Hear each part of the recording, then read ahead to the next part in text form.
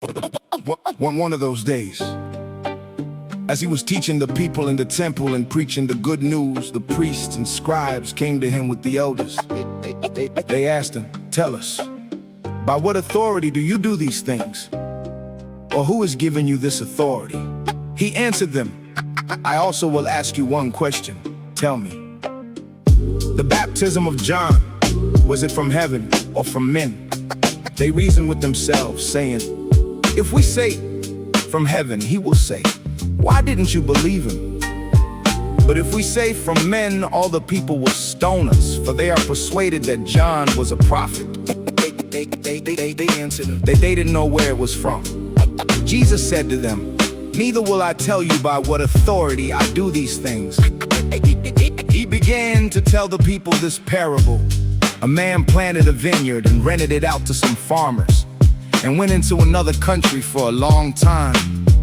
At the proper season, he sent a servant to the farmers to collect his share of the fruit of the vineyard. But the farmers beat him and sent him away empty.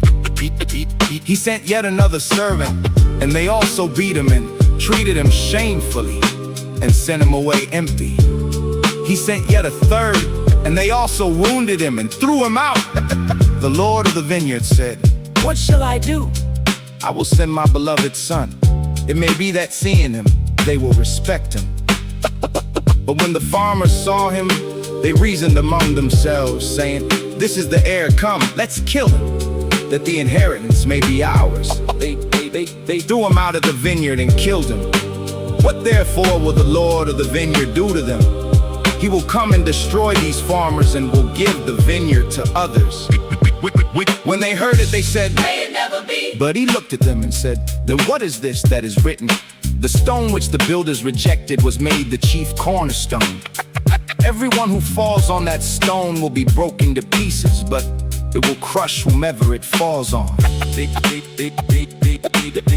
The chief priests and the scribes sought to lay hands on him that very hour.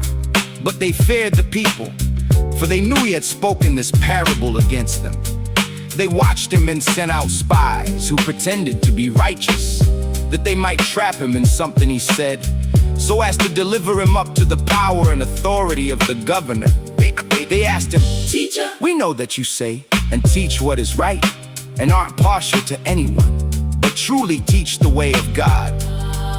Is it lawful for us to pay taxes to Caesar or not?"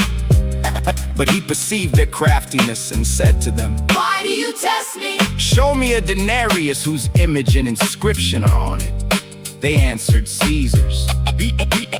He said to them, "Then give to Caesar the things that are Caesar's, and to God the things that are God's."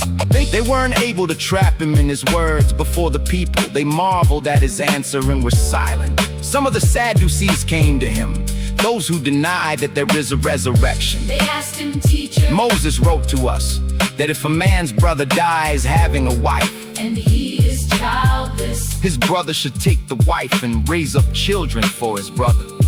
There were therefore 7 brothers. The first took a wife and died childless. The second took her as wife, and he died childless. The third took her, and likewise. The 7 all left no children and died. Afterward, the woman also died.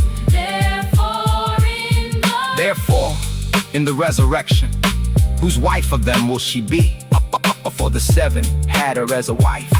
Jesus said to them, "The children of this age marry, and are given in marriage.